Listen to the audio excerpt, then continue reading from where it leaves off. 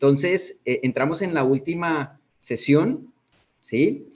De nuestro panel, abordar los desafíos tecnológicos en entornos complejos, de difícil acceso y con recursos limitados. Antes de comenzar, entiendo que un panelista todavía está teniendo problemas para acceder al Rubén. Entonces va a ir presentando y no sé si en la medida que el equipo logre poder solucionar esa conexión, pues daré la palabra también a Rubén. Mientras tanto, déjenme hacer una presentación a quiénes son nuestros panelistas. Ya algunos han aparecido durante el día. Los invito a que por favor prendan sus cámaras para que todos estemos familiarizados. Está Luisa Ceferis, está Juan Fernando Lucio, que estuvieron durante la mañana, y nos acompaña Diana Díaz, de Diversidad Rural. Diana es antropóloga de la Universidad Nacional de Colombia, especialista en entornos virtuales de aprendizaje y experta en nuevas tecnologías de aprendizaje. Yo creo que ahí debe haber una conexión muy fuerte con lo que presentó Juan Fernando, hablando de la universidad a distancia. Yo creo que y con todos estos entornos virtuales, no sé si ya se conocían en algún punto, pero bueno, qué buena coincidencia. Es experta en tecnologías de aprendizaje, con más de 23 años de experiencia buscando que la educación permanente sea un derecho vivo en las comunidades rurales.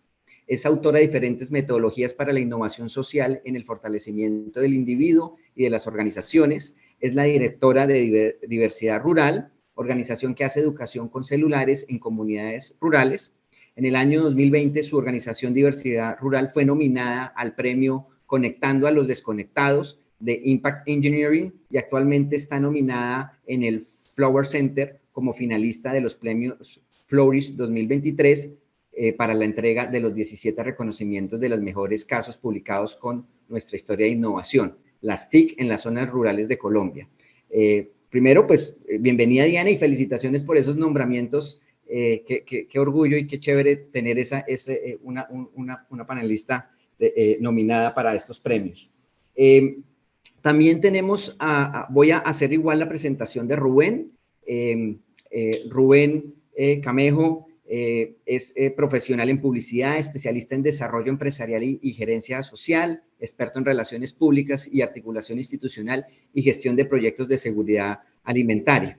Él hace parte de la organización Apoyar, donde esta organización tiene un amplio reconocimiento institucional y comunitario y pertenece a espacios institucionales como los comités de trata de personas y de prevención y atención a las violencias basadas en género. Entonces, bienvenido Rubén y ojalá puedas solucionar el problema técnico que tenemos contigo. Muy bien. La idea del panel es poder interactuar, que podamos compartir esas experiencias y encontrar o tenemos elementos comunes o elementos diversos. Y si los encuentro por ahí voy a preguntar más. Yo creo que en general uno encuentra muchos consensos y la idea es ver dónde están esas diferencias que generalmente suscitan estos temas tan interesantes. Bien, en ese sentido, tengo una serie de preguntas que quisiera ahondar con ustedes y vamos a ir en un orden aleatorio principalmente. Permítanme un segundo aquí, me organizo con mis notas. Perfecto. Muy bien, entonces, antes de entrar a profundidad con las preguntas, me gustaría que cada uno de ustedes, en un minuto, ¿sí?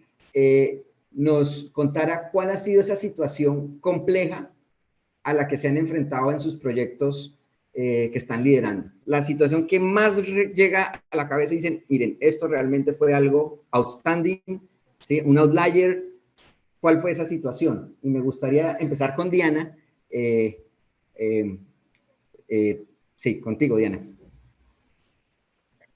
Buenos días para todas y para todos. Muchas gracias. Pues, Andrés, creo que la que se me viene a la cabeza es que las mismas personas profesionales en este entorno, financiadores, que tienen muchísimos estudios, crean la tecnología, no la puede una persona que no tenga educación escolarizada. Creo que esa es la primera estructura y ese tipo de cosas. Creo que es la barrera mental que tenemos Diana, escúchame, creo que no te estoy escuchando muy bien. No sé si muchas soy yo o personas. eres, creo que eres tú la que está teniendo problemas de Creo que soy banda. yo, sí. En las relaciones siempre es, no mentiras. Sí, sí, sí, soy yo. No, lo que decía es que tanto en las personas profesionales que nos movemos en estos temas y las entidades que nos movemos en estos temas, tenemos una barrera mental y es que creemos que las personas que no tienen un estudio escolarizado y que no tienen un nivel de educación alta, no pueden usar las tecnologías. Y creo que esa es la primera barrera que se me ocurre cuando vi una persona diciendo que un campesino no podía utilizar un computador. Creo que esa es la primera que se me ocurre. Genial, gracias, Diana. Pasemos a Rubén, que te vi por ahí con cámara. Hola, muy buenos días para todas, para todos, para todes. Bueno, yo considero que en el ejercicio de la asistencia humanitaria, digamos, hemos tenido muchísimas dificultades, ¿verdad? Yo creo que para nosotros como una organización local, pequeña, que estamos en Arauca Departamento, digamos, hemos tenido diferentes dificultades de acuerdo a las emergencias que hemos atravesado. Pues históricamente hemos sido un departamento donde hemos estado en marco de una emergencia por conflicto armado y sumado a esto la emergencia sanitaria por COVID. Y creo que esas son las dificultades más fuertes que nosotros hemos tenido porque al inicio nuestro canal de comunicación con las comunidades, con las poblaciones, eran a través de grupos focales, a través de diagnósticos participativos y podíamos obtener información de primera mano y poderla analizar. Y creo que la pandemia nos permitió transitar y hacer uso de las herramientas tecnológicas más accesibles para nosotros como organización y también como comunidad, ¿verdad? Entonces es ahí, digamos, donde nos vemos obligados a utilizar herramientas tecnológicas y hacer buen uso de ellas para recolectar todo tipo de información. Y creo que fue un reto como organización eh, muy fuerte, lo aprendimos y también hicimos ese proceso de pedagógico para que las comunidades, digamos, esas pocas herramientas tecnológicas que tenían, pudieran utilizarlas y se volviera un canal de comunicación importante Claro. para estarnos retroalimentando. Claro, entonces, si entiendo, fue más, en tu caso, un choque externo motivado por una pandemia, cómo se reacomoda uno organizacionalmente para afrontar estos temas. Juan Fernando, ¿cuál es tu experiencia? Muchísimas gracias, Andrés. Yo creo que pues, nuestro principal desafío, o el que yo recuerdo con mucho cariño, se presenta precisamente durante la época del COVID.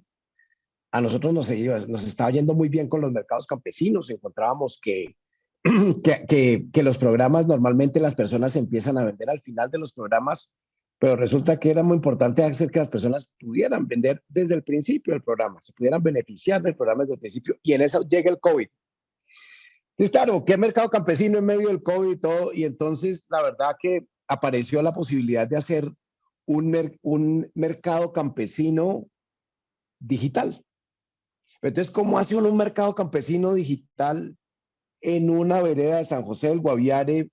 ¿Y cómo organiza uno todo esto? Entonces, hubo que repensar de verdad lo que fue la logística. Entonces, lo que se hizo fue utilizar lo digital para, para mostrar los precios, para hacer las promociones, para coordinar a las personas, pero las entregas, entonces las personas, digamos, las personas de San José del Guaviare, pues fueron invitadas y debían ir a unas bodegas a recoger la comida. Entonces lo que se trató de hacer fue como ir recogiendo lo que las personas querían, compactándolas en unas bodegas y entonces las personas iban y iban recogiendo como su paquetico. Entonces de ahí pudimos sacar como una especie de diseño mercado campesino virtual, pero era una especie de mercado campesino virtual presencial, en la medida en que no era solamente como cuando tú entras y pues pides algo en Mercado Libre o pides algo en Rappi, sino que tenía como su elemento un poquito presencial también. Yo creo que ahí lo pudimos sacar más o menos. Gracias por esa experiencia. Y vámonos a una experiencia, no en Colombia. Luisa, ¿te tocó experiencias colombianas en tu trabajo previo aquí en Colombia o tienes una experiencia más, digamos, que te haya marcado más en otros países?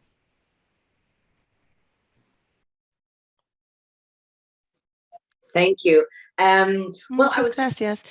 Bueno, de hecho, estaba pensando, porque he trabajado en muchos contextos distintos, creo que uno de los grandes desafíos es la idea de la infraestructura. Cuando todos hablaban sobre Arauca y el hecho de que podemos estar trabajando en un país que tiene muy buena infraestructura o una buena red para el uso de tecnología. Sin embargo, con frecuencia estamos trabajando en regiones o partes del país donde no es posible o donde, digamos, la participación o nivel de participación no es igual. Estaba pensando, por ejemplo, en la República del Centro de África por la temática del COVID y cómo cambió todo. En ese momento trabajaba con Grand Free Solutions y estábamos haciendo mucha investigación de percepción, preguntando a las personas sobre las ayudas que reciben, la tecnología que tienen y que usan. Y de repente no podíamos reunirnos en persona y obviamente este tipo de retroalimentación no fue priorizada a pesar de que era lo más importante y teníamos que pensar en nuevas maneras de participar con las personas, integrarlas. Teníamos que pensar en quién no iba a estar involucrado cuando hablábamos de participación por teléfono o internet y este tipo de acceso y tuvimos que adaptar el enfoque y las expectativas porque antes podíamos hacer todas estas cosas y de repente no se puede. Entonces, ha habido también como una gestión de expectativas cuando trabajamos en lugares donde simplemente no tienen la infraestructura que nos gustaría que tengan para poder involucrar a las personas de una manera que tenga sentido. Bien, excelente. Recojo un poco el tema de que pues siempre vamos a tener choques externos, pero las dotaciones iniciales, ya sea de capital humano o capital físico, te marcan una brecha de entrada, ¿sí? Y en ese sentido, pues las reacciones frente a un choque externo van a ser distintas. Es lo que puedo, digamos, en esta primera ronda de preguntas. Voy a entrar ahora a un tema más asociado a las preocupaciones frente al uso de la tecnología enfocada a fines de vigilancia, ¿sí?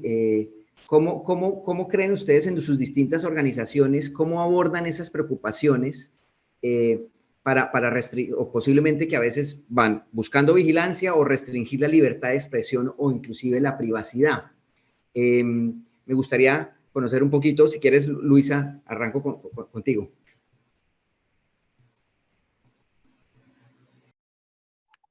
Oh, it's a difficult one, I think. Es una pregunta difícil, diría yo. Creo que volvemos a la responsabilidad de datos y obviamente va más allá de los datos, pero creo que es algo que se hace muy concreto cuando pensamos en esos riesgos y quién tiene acceso a qué información para qué fines. Creo que debe haber conversaciones internas y muy francas en una organización o entre organizaciones que tienen objetivos en común para que, digamos, por ejemplo, en un mundo ideal podemos utilizar Facebook para movilizar a las personas, pero como sabemos en algunos países y en Myanmar hay un ejemplo muy claro y es que Facebook se estaba utilizando para enviar información tergiversada y muchas organizaciones tenían que alejarse de esa plataforma en ese contexto en particular. Por eso hay que asegurarse que incluso cuando vamos a un ritmo rápido o cuando hay un ambiente incierto, no podemos generar daños y eso es lo que llamamos el principio de la acción sin daño. Y después de toda una carrera en el aspecto humanitario, tenemos que desarrollar diferentes tipos de tecnología, que es difícil para los que no estamos en ese espacio. Entonces debemos asociarnos con instituciones académicas o con otras organizaciones, lo cual es muy importante para poderlos vincular con grupos locales que están defendiendo la participación comunitaria y conocen y entienden los riesgos. Los dejo con un ejemplo práctico de Afganistán, donde las personas estaban utilizando dinero móvil para llevar asistencia a comunidades remotas. Y en una parte de Afganistán, la Cruz Roja fue a consultar con una comunidad que dijo, nunca vamos a aceptar dinero a través del teléfono móvil porque cuando lo encendemos nos rastrean y tienen la ubicación por GPS y es un riesgo de seguridad. Entonces podemos hablar de todo el efectivo digital que queremos, pero no podían aceptarlo y creo que fue como una verificación de la realidad como tal, porque a veces no podemos definir nosotros la interacción o la participación. Don Fernando, una experiencia muy parecida a la que acaba de comentar Luisa.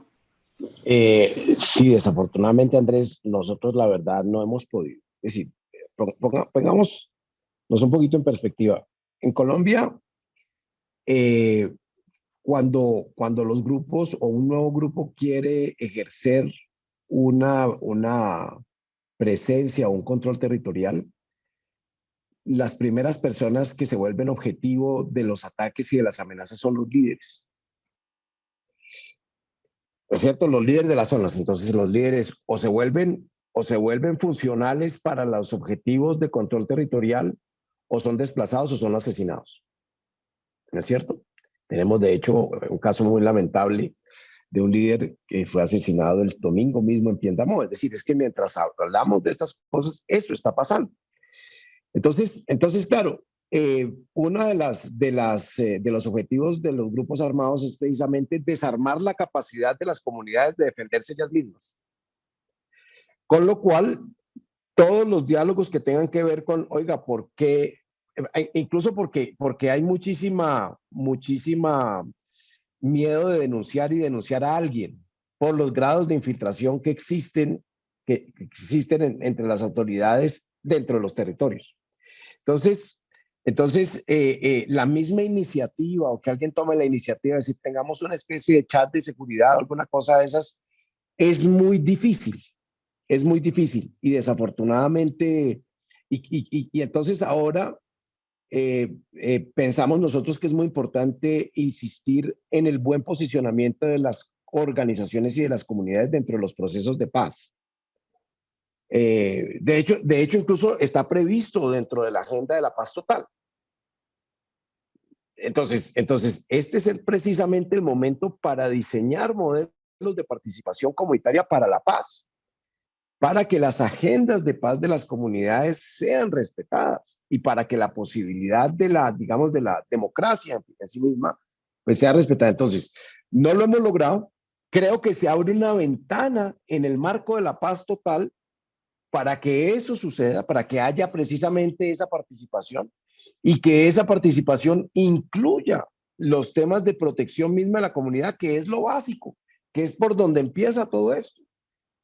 Es decir, si no hay una suficiente garantía de respeto a la vida, pues a partir de ahí, entonces, ¿qué posicionas en términos de una participación de la comunidad? Entonces, es muy complejo, hay que hacerlo, hay una ventana y deberíamos de verdad trabajar muy duro para eso y creo que en eso de verdad que las tecnologías pues son un instrumento esencial. Gracias. Y es que quiero decir una cosa, digamos, el costo de no hacerlo es quedarse un poquito en las formas de consulta actuales que tienen las comunidades, que es prácticamente como una especie de lista de recetas que no sirven de cara a una negociación de paz. Entonces tenemos una situación, un gran reto para efectivamente lograrlo. Como sociedad en Colombia no lo hemos logrado y hay que tratar de agendarlo dentro de la paz total. Qué buen aporte. Un caso, digamos, no sé, en el caso de Rubén, en tu organización, apoyar estos casos también se marcan de esta manera. Bueno, ¿qué les cuento? Nosotros, digamos, es como un pilar nuestro es que nosotros construimos relaciones basadas en el respeto y en el tema de la transparencia. Para nosotros es muy importante con el objetivo de ganarnos la confianza de los territorios y de las comunidades.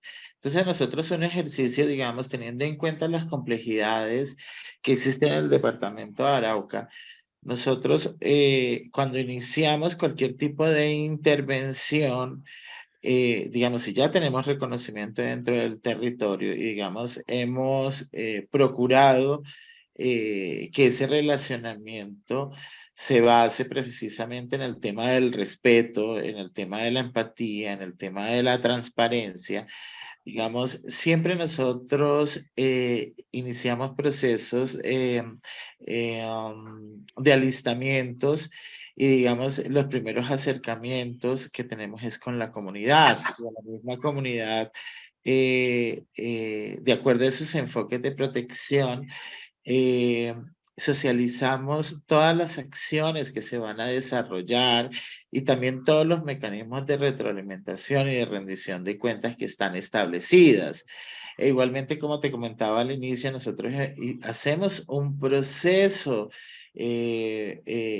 pedagógico para, para que ellos aprendan, digamos, asuman y se apropien de esas herramientas tecnológicas que están en un teléfono móvil.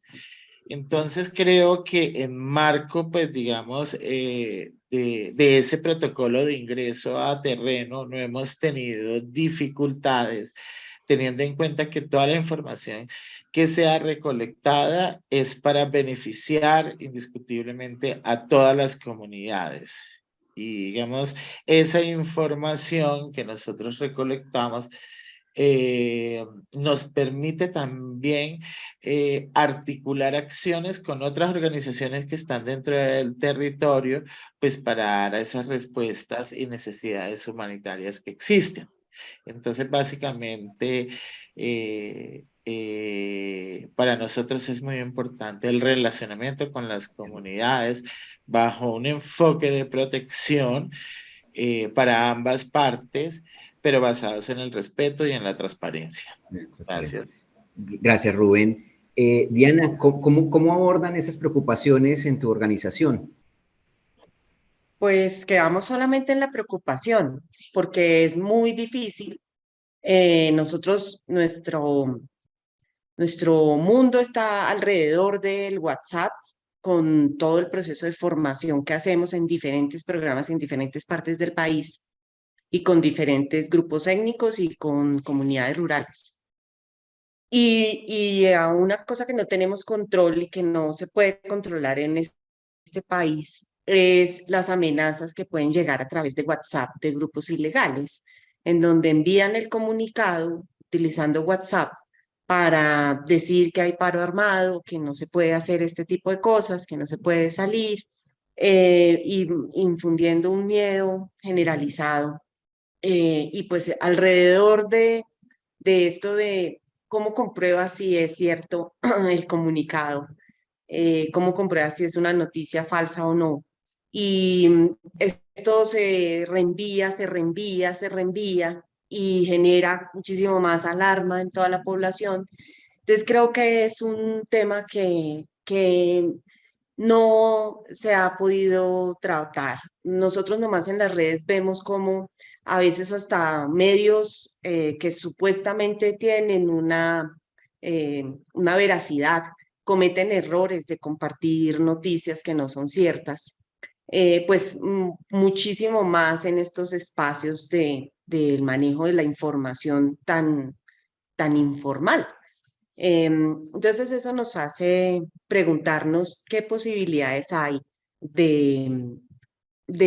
es decir, esta tecnología puede traer tantas cosas maravillosas como acceder a información, pero también acceder a que, pues, es decir, todo el mundo la maneja, entonces también los grupos al margen de la ley lo pueden manejar para generar miedo. Eso es una constante preocupación sin solución. Gracias, Diana. Ahora yo les comparto también una. He tenido la oportunidad también de liderar algunos proyectos de intervención en zonas con WhatsApp. Y no es tanto, pues digamos, uno entiende esas dinámicas de grupos al margen, de ciertos grupos empoderados, también, digamos, del sector privado normal, o sea, comunidades que tienen, digamos, algún tema de injerencia o poder en la comunidad.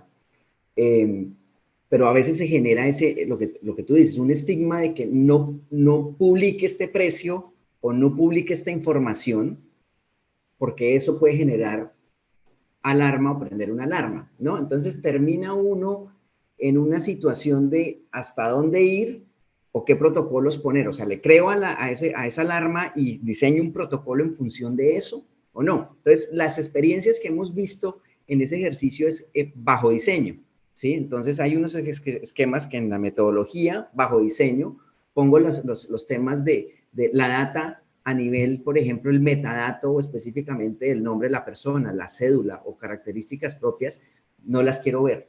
Y no me obligo a tener esa información completa porque de entrada ya tengo un esquema de anonimización que me blinda entre cualquier eventualidad que pueda surgir. ¿Sí?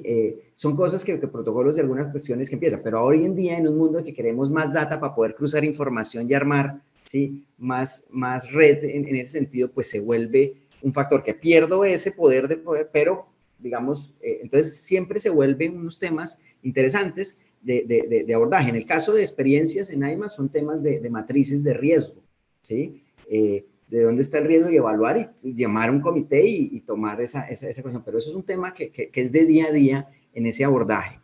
Me gustaría pasar a los temas de cambio de tecnología permanente, que era un poquito con una pregunta que le había hecho anteriormente a Luisa.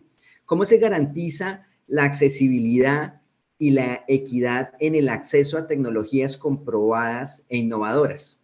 ¿Sí? ¿Qué barreras se han identificado para poblaciones remotas y marginadas?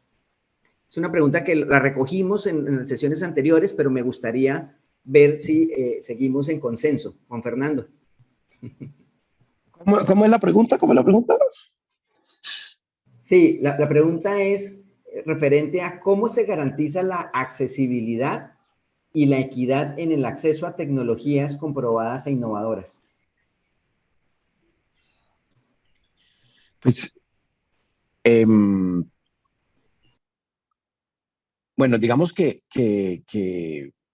lo que nosotros notamos en nuestra experiencia de paso inteligente es que la tecnología vuelve baratas una serie de procesos y en sí mismo la tecnología es muy positiva y tiene unos factores de igualación. Por ejemplo, diseñar, las personas que empiezan a tener acceso al mundo digital tienen posibilidades de diseñar sus logos de manera mucho más económica. Tienen maneras distintas de o sea, la tecnología sirve para abaratar una serie de cosas. Pero entonces, perdónenme un segundito, que aquí me está sonando esto. Ahora, ¿qué es lo que uno observa? Que realmente ese acceso, pues, lo aprovecha más la persona que tiene la formación y que está como más cerca de dialogar con ese mundo. Y en ese orden de ideas, a mí me parece que la formación digital y la cultura digital bien desarrollada como una especie de política pública, bien diseñada y diseñada un poquito de abajo hacia arriba, es una condición necesaria para pensar que las barreras de acceso que están muy asociadas al conocimiento se vayan superando. Hay una cantidad de cosas que son bastante más difíciles de superar, que son los problemas de conectividad, que son difíciles en unas zonas, y todos los temas de hardware. Yo creo que si nosotros miramos lo que pasó durante la COVID en Colombia, tenemos las lecciones aprendidas de todo lo que pudo haber pasado. De la familia que le tocaba compartir solamente un teléfono inteligente, de los dolores de cabeza que eso generaba, del lenguaje que se requiere. Es decir, nosotros acabamos de pasar por un mundo donde entendimos lo bueno, lo malo y lo feo de tener inequidades a nivel digital, la verdad. Entonces, a partir de eso, yo sí pensaría que uno podría decir, mire, arranquemos con 3 cositas importantes que generen unos mayores niveles de acceso y de equidad a las oportunidades digitales.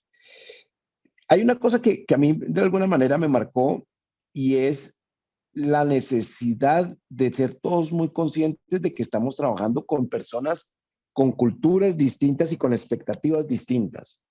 Y ser muy respetuosos de eso con el propósito de no generar acción con daño ambiental, mental y todas esas cosas. Entonces, pienso yo que esas son como las cosas que yo recomendaría. Gracias, Juan Fernando.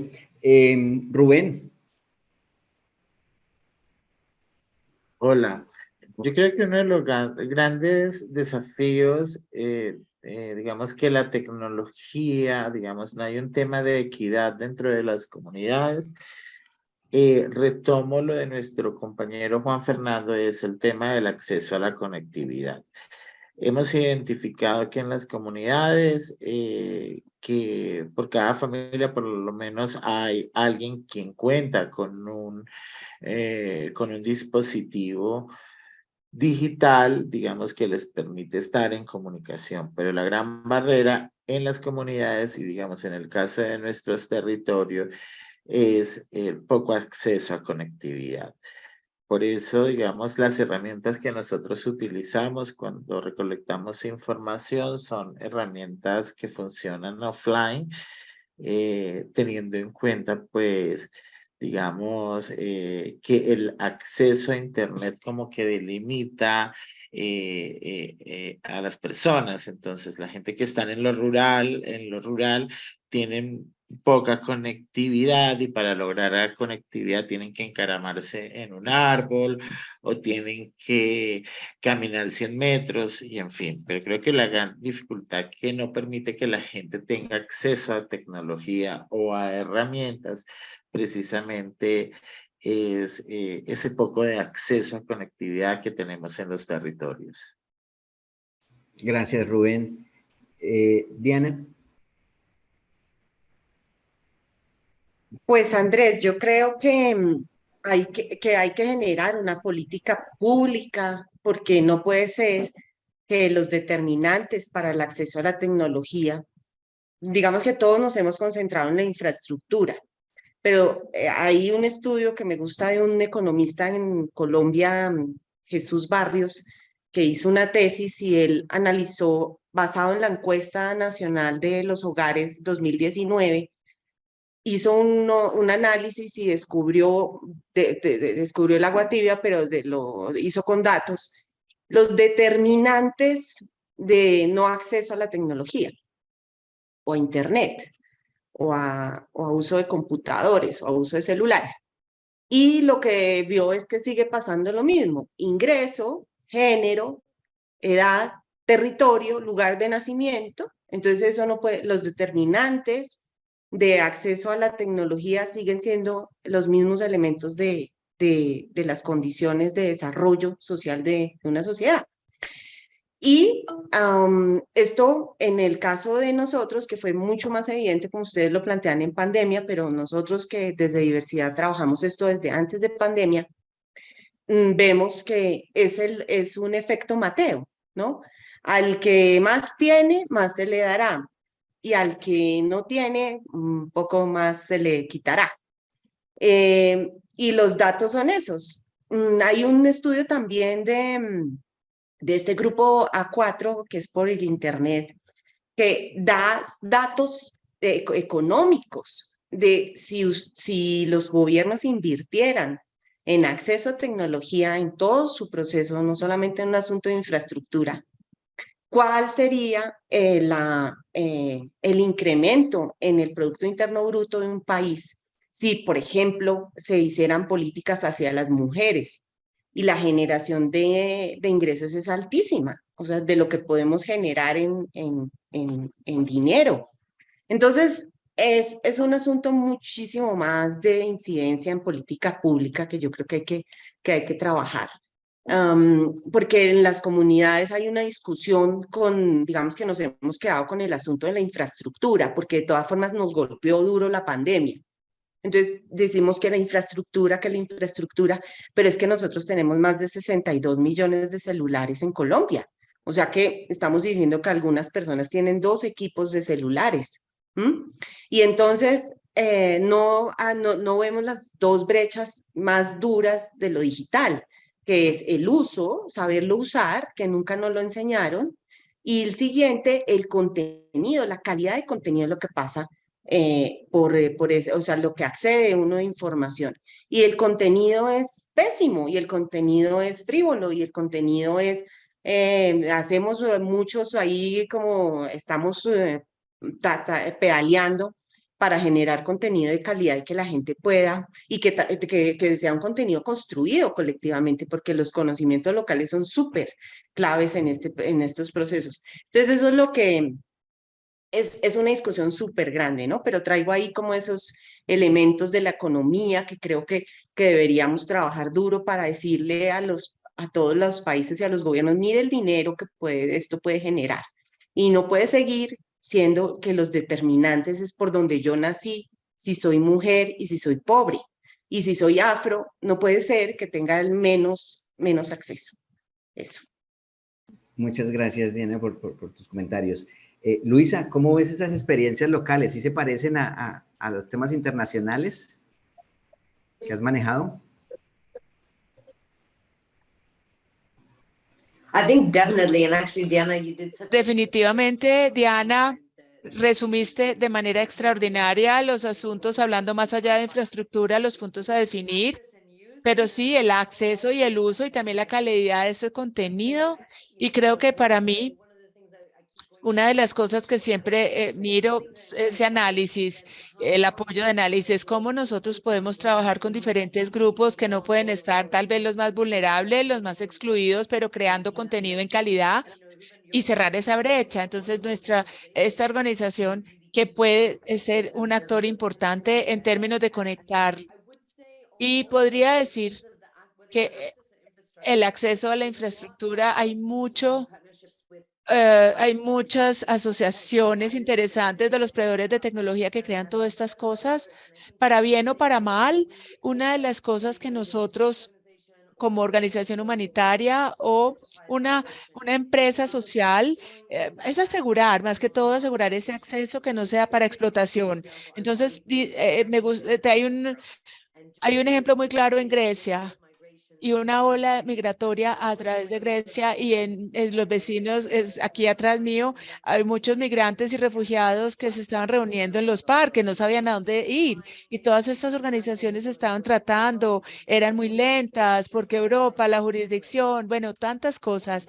Una de la red móvil, de estos operadores móviles, empezaron a recorrer todas estas personas por 5 euros, SIM cards, con conectividad, y algunas organizaciones decían, no, los están explotando, ¿qué está pasando? Les está pidiendo dinero. Y yo pensaba, decía, un momento, esto es mucho más barato que si yo comprara una SIM card.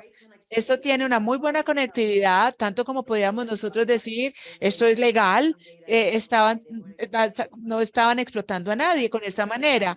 Era necesariamente decirle para con estas SIM cards conectar a las personas que aman, decirles que estaban bien, tener información sobre los movimientos que estaban ocurriendo. Entonces yo creo que esto es algo que se debe apalancar en términos con los distintos actores, con la sociedad civil o como proveedores de ayuda que puedan brindar no solamente el acceso y el uso, pero también la calidad del contenido.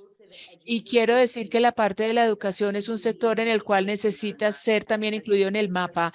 ¿Por qué? Porque la juventud, digamos que yo soy una persona en la edad media, estoy como así como con todo lo que puedo hacer, y cuando yo viví en Bogotá, ¿quién me ayudó a mí a conectar y a navegar ese sistema? Eran las personas jóvenes que yo conocí, porque ustedes pueden ver esta diferencia.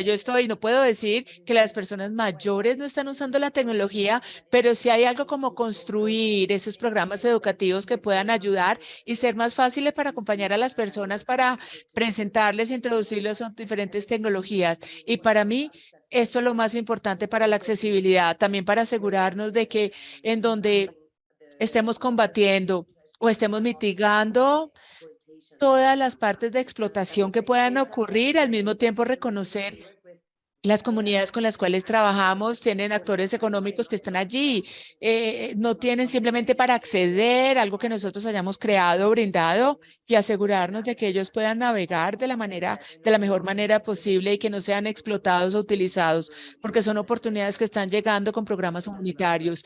Sí, esto resuena mucho en mí. Sí.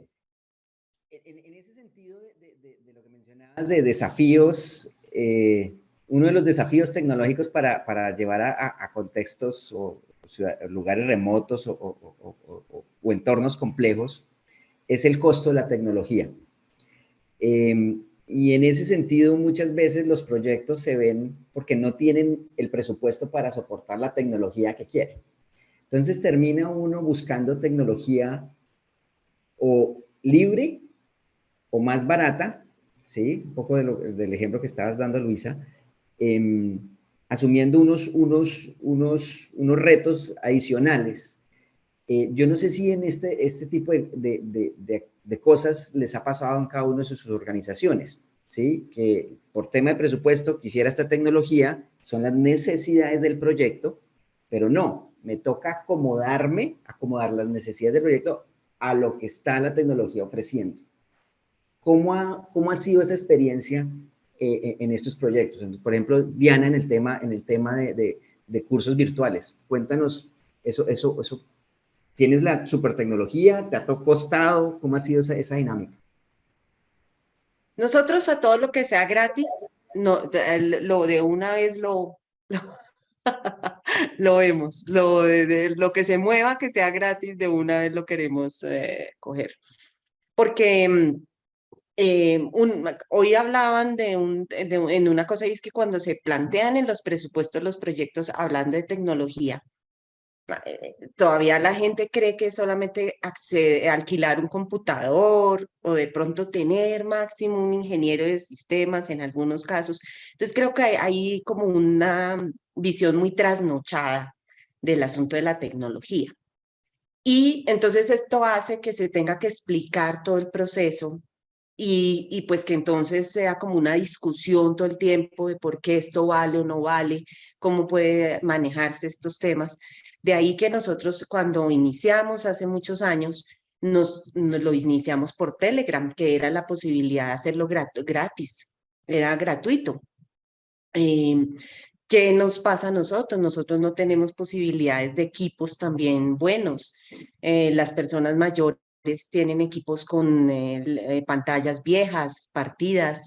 Y digamos que el acceder a tecnología de última generación ha sido para nosotros muy intuitivo, o sea, un poco como lo que decía el panelista anterior, que era, nosotros pues no somos deterministas tecnológicos en donde, bueno, yo alguna vez lo fui, pero ya me reivindiqué, ya me sané. Creí pues que la tecnología podía salvar al mundo y la tecnología no puede reducir la pobreza únicamente, ayuda, pero pues uno no tiene que ser determinista tecnológico. Pero en ese proceso de esa búsqueda de cuáles son como las fórmulas, nosotros lo que hicimos fue puro sentido común. Era como el problema que necesitábamos y nos fuimos y siempre nos hemos ido por las decisiones simples.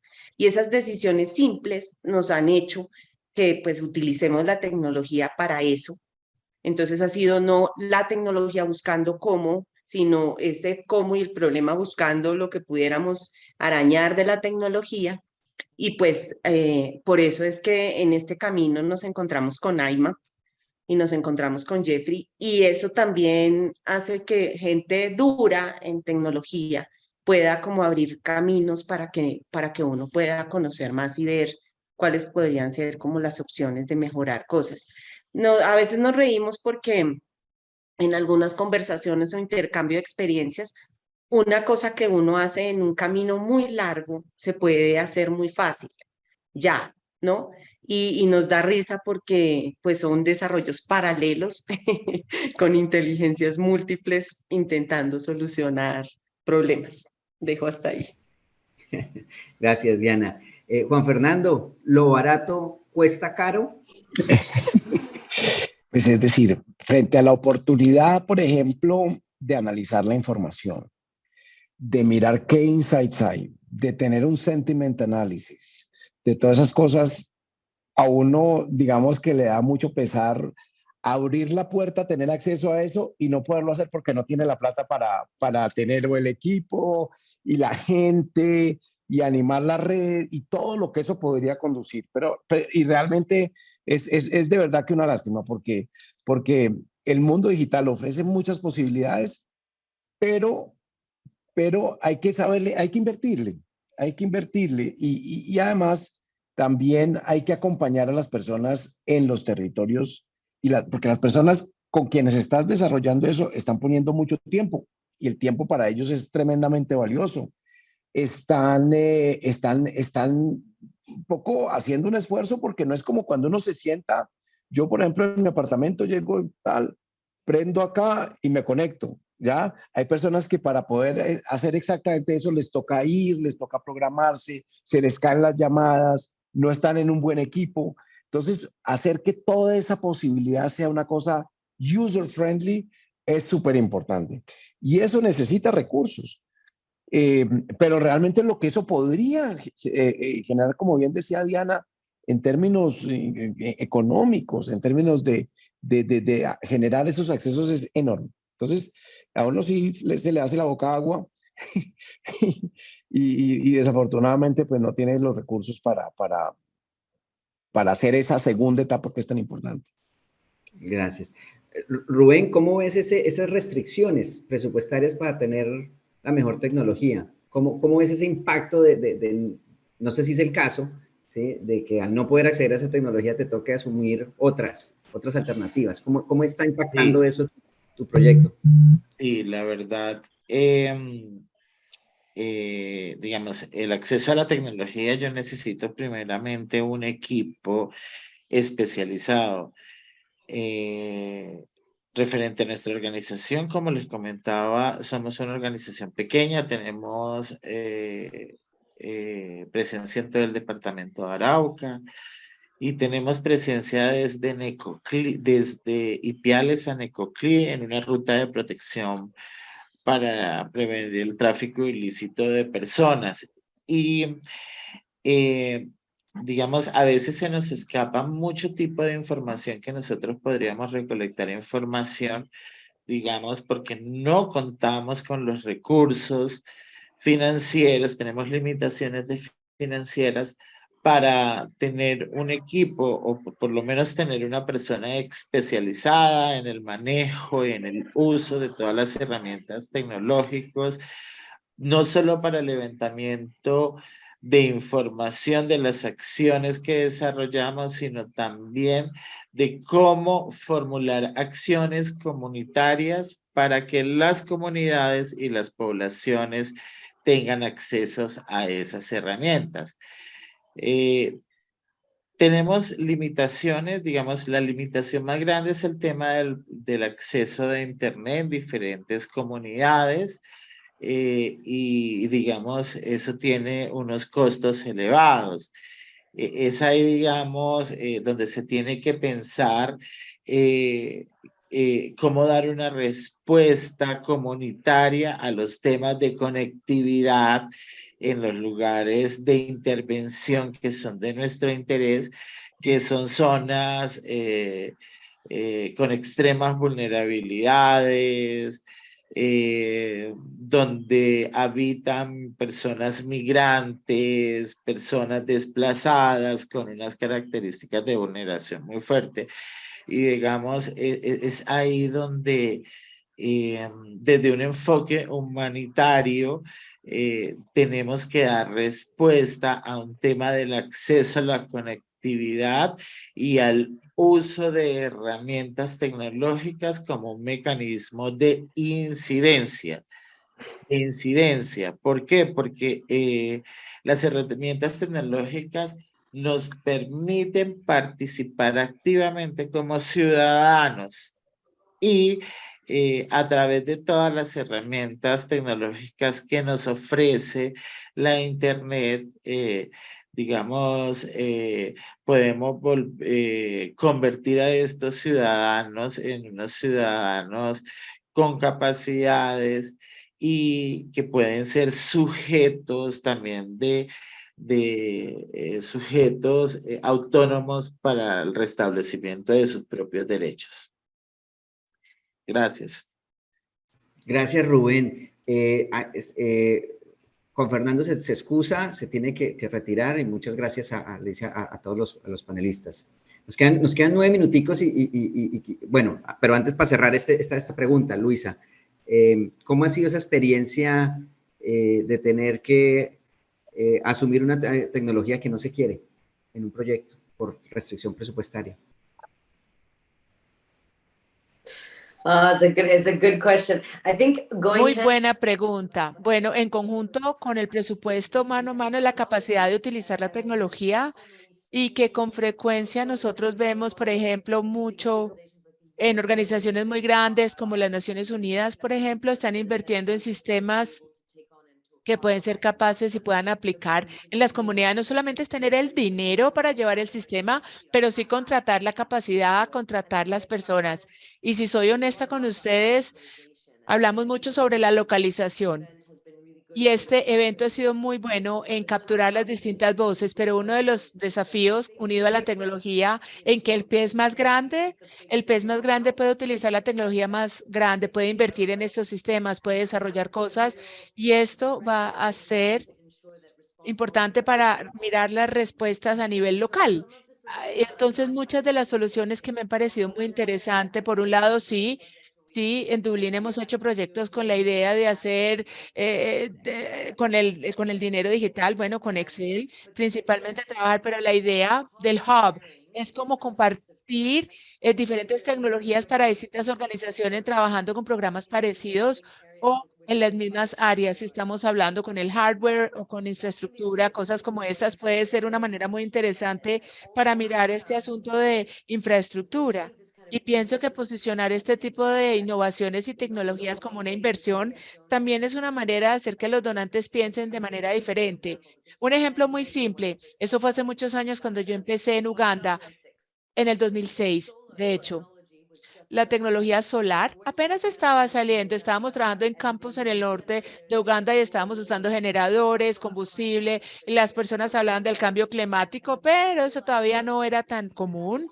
Y si podíamos invertir dinero en la energía solar, podíamos ahorrar dinero para mirar otros proyectos y las comunidades y los miembros de la comunidad, bueno, no había electricidad. Entonces, comunidad, ¿cierto? Fue una inversión muy grande en ese momento. Éramos una organización pequeña con un presupuesto muy limitado, pero sí, los retornos en esta inversión fueron grandísimos y pudimos documentarlo. Es divertido, pero en este proyecto de 2 años luego pudimos demostrar que al tener energía solar y permitir que los líderes comunitarios y los distintos miembros que pudieran cargar sus teléfonos, pudimos construir una relación muy fuerte desde el inicio, porque pudimos, estos recursos ser utilizados, pero a lo largo de toda esta historia pudimos conversar con las personas de la comunidad sobre conflicto armado, sobre seguridad, porque habíamos gastado tanto tiempo conversando con ellos, estando allí, que los recursos centrados en esta energía solar, esto terminó construyendo una red de apoyo tan grande y una confianza que sirvió mucho en el futuro. Interesante esa experiencia. Quisiera pasar son las últimas 2 preguntas, nos quedan unos 5 minutos, les pediría 1 minuto por respuesta. Me gusta, pero quiero irme con esta respuesta del panel, y es generalmente qué medidas, en casos en los que la tecnología falla, hay fuga de información, ¿sí? propia de la organización, de pronto por un tema o alguien que quiera hackearla. ¿Qué medidas cada una de sus organizaciones toman para asegurar esa integridad y precisión, por ejemplo, de los datos? Y cómo, no sé si hay protocolos de cómo informarle a la comunidad de que eso pasó. Yo no sé si a veces, yo digo aquí la cultura colombiana es coma callado. ¿Qué pasó? espérese a que pase, a que alguien levante la mano y no diga nada, ¿sí? Que a veces culturalmente es muy marcado en ese sentido, ¿sí? Y no está la práctica de que se violó un protocolo y hay que reaccionar frente a eso. ¿Cómo es esa situación en cada una de sus organizaciones? Me gustaría comenzar con Rubén. Y bueno, te cuento, nosotros tenemos unos protocolos de confidencialidad de toda la información que se genere. Tenemos unos protocolos que nos permiten que toda esa información que nosotros recolectamos no tenga accesibilidad y no tenga formas de filtrarse. Y digamos, es parte, digamos, del reconocimiento y parte, digamos, de esa confianza que nosotros hemos construido en los diferentes sectores y en las diferentes comunidades que nos han permitido, digamos, poder seguir en este trabajo de recolectar información, de entrar a terreno sin ninguna dificultades y digamos si tenemos unos controles muy rigurosos y prácticamente solo una persona que es la responsable es la que tiene esa función de salvaguardar todos los datos y toda la información que se genere desde nuestra organización. Gracias. Control bajo una sola persona. Luisa, ¿cuál es tu experiencia? Bueno, creo que es interesante porque nos enfocamos mucho y ahora mismo que estamos en Europa, pero trabajamos con otros países, tenemos GDPR en Europa y ayuda en muchas maneras, pero a veces las personas hacen clic en aceptar y no entienden las implicaciones. Hablamos sobre el uso de datos, informar a las comunidades sobre cómo se usan los datos, pero cuando mantenemos esos datos, los retenemos y después los desechamos, es algo que a veces ignoramos. Cuando se trata de hacer hackeo o el mal uso de los datos, creo que debe haber un enfoque de dos maneras. Es interesante que en Colombia a veces las personas alzan las manos o esperan. Debe haber un llamado con la comunidad, pero debe ser de una manera que se haga antes de que haya un hackeo y deben comunicar de una manera que tenga sentido. Y la participación comunitaria es importante para que las personas puedan tomar decisiones informadas, asegurarnos que reciban la información, pero también está la parte técnica. ¿Cómo hacemos para cerrarlo, para pagarlo? Yo no soy tecnóloga en este sentido, pero tengo compañeros y de hecho trabajo con ellos. Y tenemos una dependencia cooperativa y tenemos personal de tecnología en el equipo. Y es muy importante tener estas personas que conocen estos sistemas por dentro y por fuera, que tienen la autoridad para apagarlos o para eliminar funcionalidades cuando hay una infracción. Porque lo que he visto es que está muy bien, utilizamos estas tecnologías, si algo sale mal, incluso algo más inocente que un hackeo, por ejemplo, si hay un bug o algo no funciona bien o llega información a inundar, las personas que toman decisiones generalmente son bastante senior y no son especialistas en tecnología. Entonces, cuando les llega la información, puede pasar hasta una semana y el sistema sigue filtrando datos o compartiendo la información. Entonces, tiene que haber como un botón de pánico para poder cerrar eso y debe haber también una persona que luego sepa operar ese botón de pánico para poderlo hacer. Y creo que estas dos cosas deben pasar en conjunto y deben pasar rápidamente. Digamos que la provisión de información y el compartir de información se haga de una manera apropiada culturalmente hablando, pero que también los sistemas y ese botón de pánico y la parte tecnológica nos permita apagarlo. Decir, bueno, apaguémoslo y debe permitir que por lo menos se aborden las infracciones y por eso es tan importante estar 5 pasos por delante. Thank you, Luisa. Diana, you are now allowed to close the panel. Sí, pues igual que Luisa, nosotros hacemos la primera parte que es poder explicar e intentar formar en el uso de datos a las personas. Cuando aceptan, cuando nosotros llegamos ya han aceptado, ya la información de todos los datos de ellos va volando por el mundo. Ya han aceptado de todo, de tal manera que que pues intentamos formar en este tema. Nosotros también intentamos manejar el protocolo de uso de datos en Colombia. Pero ahí se une a la pregunta anterior de Andrés, y es que nosotros como organización no tenemos recursos y no hemos logrado conseguir recursos de los proyectos para poder tener personas especializadas y un área que pueda manejar esto de manera correcta. Nosotros tenemos muchos vínculos con muchas organizaciones y entidades en Colombia, y esta información la entregamos siempre en base de datos que es propia de la entidad que financia. E intentamos que, por ser, como decía Luisa, un pez grande, pueda tener la posibilidad de tener recursos para tener esa área. Entonces entregamos y nosotros lo guardamos en nuestra... Y siempre le prometemos a la gente en nuestra promesa de valor que esta información solamente se utiliza en ese programa, se utiliza para ese tema, y que no tiene no se comparte con nadie más. Y es necesario en los procesos cada vez más incluir este tipo de procedimientos y de áreas y de especialistas para que esto pueda tener más seguridad.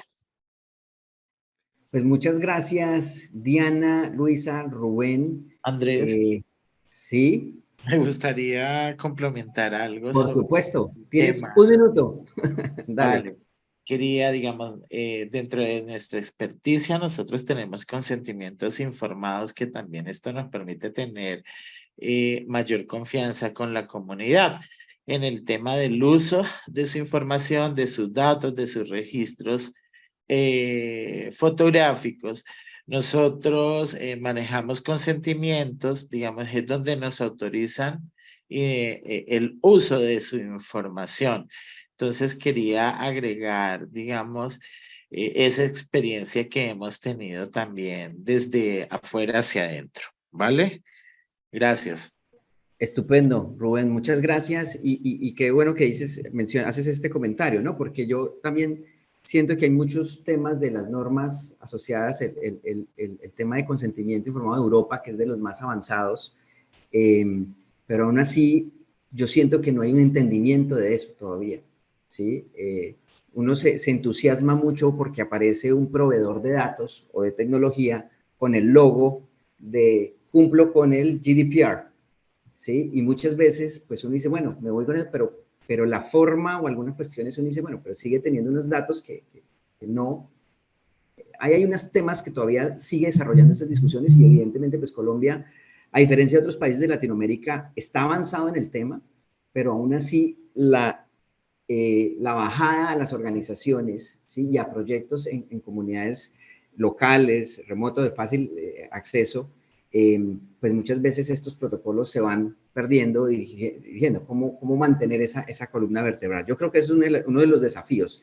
El otro tema que escuché del panel son los temas asociados a presupuesto, ¿sí? Si bien pues el presupuesto es una variable y una restricción, pero pues hay formas también de asumirlo.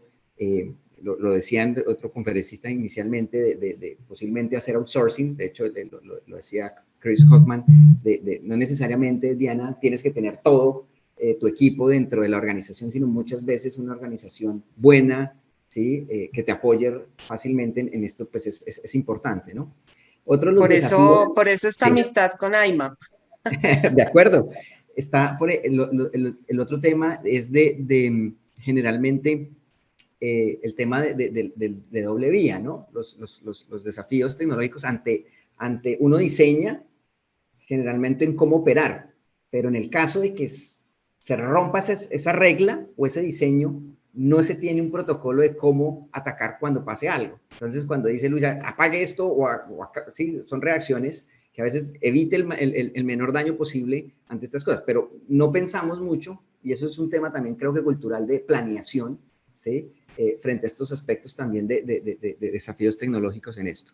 Y cierro con un tema que no es una visión de ni blanco y negro, sino es multidimensional. Entonces, todos estos aspectos, pues, son importantes seguirlos discutiendo, preguntándonos, y generando estos espacios. Entonces, nuevamente, agradecerte, Diana, Luisa, Rubén y a Juan Fernando, que ya no nos acompaña, primero por estar acá y digamos, por compartir todas esas experiencias. Voy a pasar ahora a un tema de cierre de la jornada y luego le pasaré la palabra a Rogero, que es la persona que va a hacer las palabras finales. Yo tuve digamos, la tarea de decir, bueno, ¿cómo es un buen cierre ante tanta riqueza y un tamaño tan grande de temas, ¿no? Siempre nos enfocamos en el eje de la tecnología y lo abordamos durante estos 3 días en temas de marcos conceptuales, como Rania, mencionándonos unos temas de cómo son las community engagement en los marcos ya establecidos, ¿sí? Ya hay manuales, ya hay documentación. También tuvimos la experiencia de ver ejemplos de tecnologías ya en el mercado, de cómo están teniendo esos reparos directamente en comunidades, como recolección de datos, temas de información geográfico, cómo aplicar alianzas estratégicas, y vimos también unos casos en el día 2 de aplicaciones de dichas tecnologías que sirven pues para respondernos a cómo estas innovaciones y aplicaciones nos permiten potenciar el involucramiento comunitario, ¿sí? Y yo quiero cerrar en ese sentido con 8 comentarios centrales que creo que es de ver todas estas discusiones. Y creo que voy muy en línea de lo que mencionaba Rania en el tema, es que todavía hay una comprensión limitada y diversa del papel de la participación comunitaria en el contexto humanitario. Y por ende, eso implica que hay una baja apropiación de estos marcos conceptuales, ¿sí? Entonces, creemos que la palabra, ¿sí? De participación comunitaria se entiende fácil porque pues, en español o en la traducción uno da a entender que el significado, pero el realmente bajarlo al nivel que debe estar comienza a generar una comprensión limitada y diversa que nos lleva a estar, por ejemplo, en comunidades con distintos marcos, no hay estandarización, no hay armonización de estos temas. Creo que la falta de datos para medir correctamente el impacto del uso o no de una tecnología innovadora en el fomento de la participación comunitaria es un problema, ¿sí? Es decir, creo que hay muchos temas de problemas en el diseño metodológico del uso, ¿no?, de la tecnología. Creo que uno se entusiasma y siempre dice, usemos esto, WhatsApp, usemos inteligencia artificial o ChatGPT, pero en el diseño no está un tema que le diga a uno que debe ser esa o no esa la elección